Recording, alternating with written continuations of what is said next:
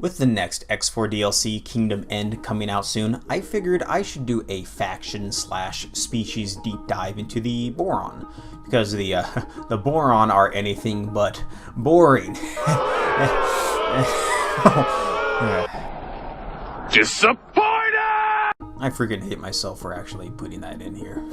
But anyways, so now that 80% of everyone has clicked off this video, let's get going. Hopefully this will be useful to those who, much like myself, know little to nothing about the Boron, and get you hyped to why this faction could be a huge game changer for the X4 universe. I'm going to go through a few different things, like a brief look into their background lore and also their culture, which includes ideologies, politics, economy. We will also go over their technology and finally their biology.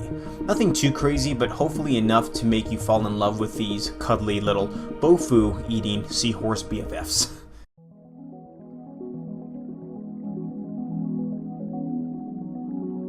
The Boron are an aquatic race that has been a staple in the X universe for a while. They were initially discovered by the Argon Federation 450 years before X Beyond the Frontier. When they were found by the Argon Federation, the Boron had been in a long-lasting war with the Split Dynasty and had been forced back to their home sectors. I'm going to dive a little more into this information about this segment in time, because some really interesting events occur that shape much in the upcoming games. The Kingdom of the Boron had hit a boom in growth after discovering the Gate Network. As of the year 225 NY/2425 EY, the Boron had expanded far from their homeworld of Nishala, and into an eastern sector of the Kingdom's End, which is their home sector, I guess, and also Kingdom's End ooh, yeah. The only issue with this is that the Split had occupied this region of space 150 years earlier. The Split, being Split, immediately got all territorial and butthurt and managed to overwhelm the Boron fleets and began sieging the new Boron colonies. During this time, the Argon Federation had also had run-ins with Split ships, leading to skirmishes with Argon deep mining and exploration ships. The Split had also decided to ally themselves with the Paranid Empire, which also upset the Argon Federation, who had been in a Cold War with the Paranid Empire following the Xenon conflict. The Argon Federation was beginning to feel that the cards were beginning to stack against them, but soon found a new ally with the Kingdom of the Boron in 323 NT/2493 EY. Both the Argon Federation and the Kingdom of the Boron decided it would be mutually beneficial to stand against the Split and the Paranid together, and after a Split and Paranid fleet attacked an Argon's deep space mining fleet, war was formally declared against the Split and the Paranid by the Argon Federation, officially beginning what was known as the Boron Campaign.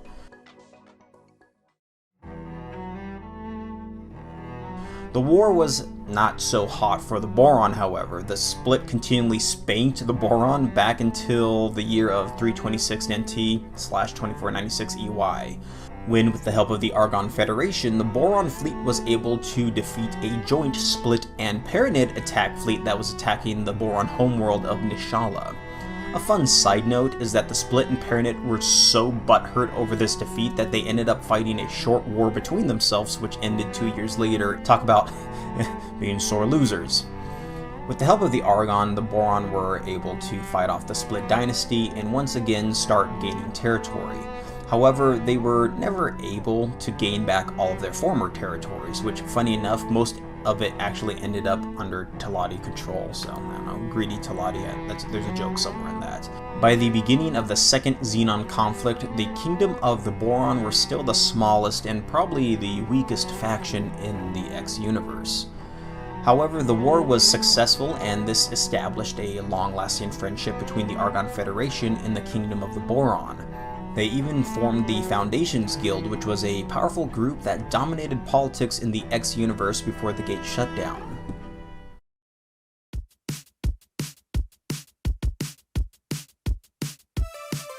The Boron have always been a peace-loving and kind group. It is not in their nature to seek out fights or wars. This isn't a way of life, but it's actually biological, so it has been embedded as a norm within Boron society.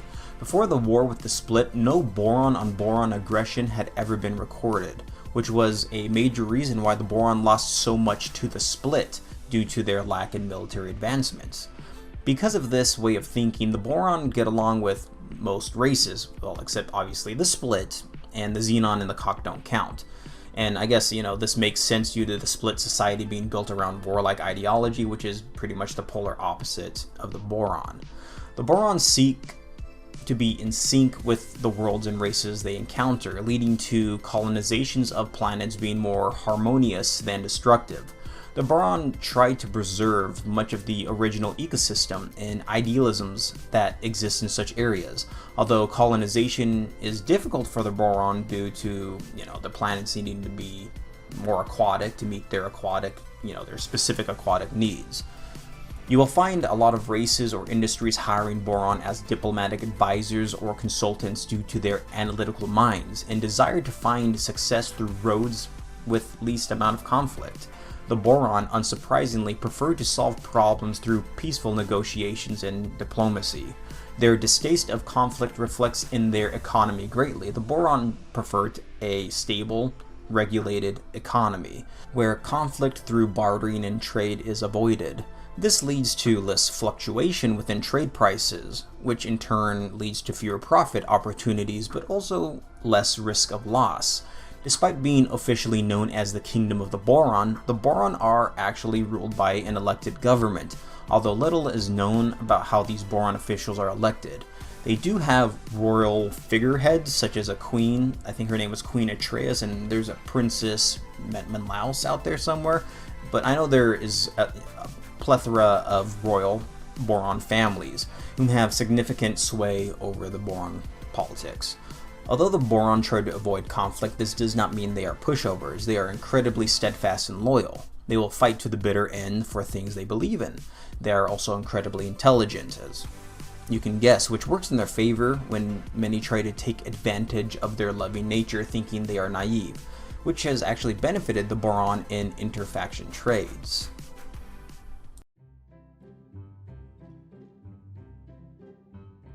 Disclaimer, I am not a biologist, so I'm not going to do a deep dive into what makes up a boron. However, lore gives us some interesting facts, and there are some things that I have observed I believe to be worth sharing. The boron are an interesting species, being an aquatic-based species due to no part of their homeworld being predominantly covered with water. They possess many of the features familiar with creatures that live under the sea, such as fins, gills, tentacles, and, other fishy gubbins. Although they have a striking resemblance to our own ocean seahorse, they are thought to be somewhat more closely related to a squid. While possible, boron do not swim using their tail or tentacles, but choose to suck water into their gills and push it out of a siphon on their back, causing a jet stream of water to propel their bodies forward. An average boron possesses 6 tentacles, 4 being larger in stature and used more than the smaller other 2. It should be noted it's not uncommon to have more tentacles as a boron, and there are some boron that actually possess smaller tentacles called swarmers.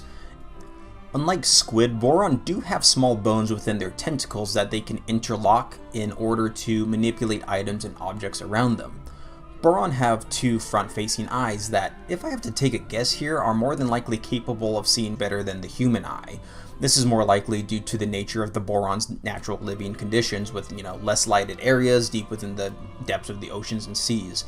I actually would be curious as well to see if boron had the ability to see different spectrums of color invisible to the human eye, much like the mantis shrimp.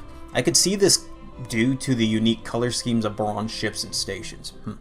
Makes you think. Also take notice to the tentacles around the boron's face. I wouldn't be surprised if the boron had the ability to sense changes in water around them with these, much like a catfish. Or perhaps they just grow them out for like a nice slimy mustache. Another thing to note is that the average boron lived for only 35 years. This is an incredibly short lifespan, and it forces the boron to treasure the moment as well as use their time wisely. This is why most, when being around boron, will find them highly proficient and focused with very little downtime. The boron diet is pretty bland. Boron primarily eats something known as bofu, which is known to be a very healthy and nutritious blend of plankton and other aquatic ingredients.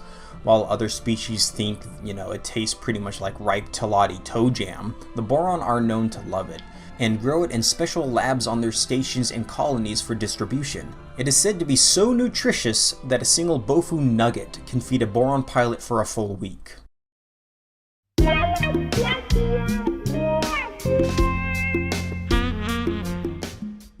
Now, everyone's favorite subject, breeding. How do these slimy fish folk get it on?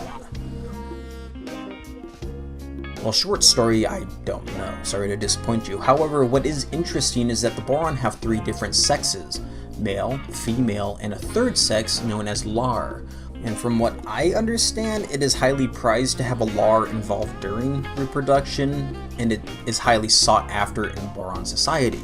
So perhaps it has to do with maybe genetic diversity or success of fertilization or something along those lines. I really don't know.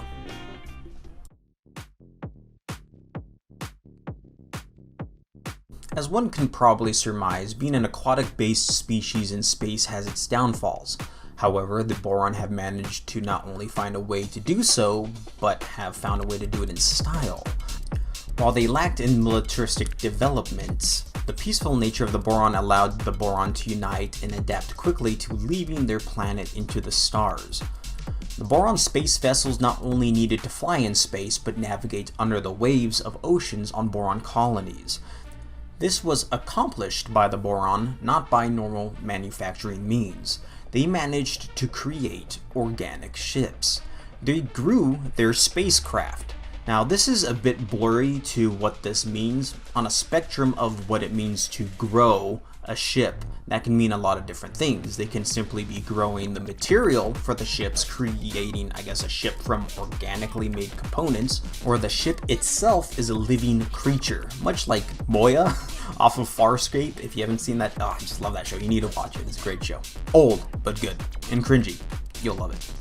Obviously, depending on what an organic ship is, has a wide variety of meaning and implications, but I personally love the idea of a living, thinking ship. Adds a whole new dynamic aspect to the X universe. Another homage to their respect of the Argon, the Boron named many of their ships after the ancient homeworld creatures from the old home planet of the Argon Earth, such as the shark, dolphin, megalodon, guppy, which is just super sweet of the Boron. Just imagine being a split raider only to get shot out of the sky by a drone frigate called the Boron Guppy. They know what they're doing. The Boron's peaceful nature also reflected on the direction their technology developed. Depending on the time period, Boron would focus on ship speed in order to avoid conflicts and outrun their pursuers, or they would concentrate on powerful shields, allowing for Boron ships to pretty much block much of the fighting. However, no matter what the time period was, the Boron never really focused on lethal weapons. Well, to an extent, don't get me wrong, a Boron laser is a laser. It will freaking fry your face off, but the Boron weapons have never been the most powerful. However, the one thing that the Boron brought to the war stage was ion weapons. Ion weapons are great because they quickly destroy enemy shields and systems and equipment without damaging the ship's hull. A more non-lethal way of taking down a ship. If the ship can't shoot its guns, it can't fight. However, much to the dismay of the Boron, many pirate factions took a liking to their ion weapons, allowing for pirates to pillage and steal ships without damaging the ships they're trying to steal too badly. The Boron also show they have a unique way of dealing with visitors of other races. Instead of forcing other races into diving suits in order to board their ships and stations, the Boron have reacted in truly selfless ways to this. They instead put themselves into floating water-filled pods, allowing for other races to walk and breathe freely while on Boron ships and stations. Imagine building a ship that belonged to your race, but essentially for another species atmosphere. It's really interesting, and it also shows the Boron's adaptability. Most, if not all, other factions in the X universe are landmass air-loving races, so the Boron adapted to allow the easiest interaction between their race and the other races around them. Simply put, the Boron are incredible. And this is only the top layer of the Boron and what they bring to the games and the lore of the X universe. I wish we as humans would take a few pages out of the Boron's book. Peace, love, unity, and a selflessness that no other race in the X universe is even close to exhibiting. So I guess to end this video, let us be a little bit more Boron. Slimy mustaches and all. Yeah. Well, thanks for watching. Be kind. Love one another. Peace.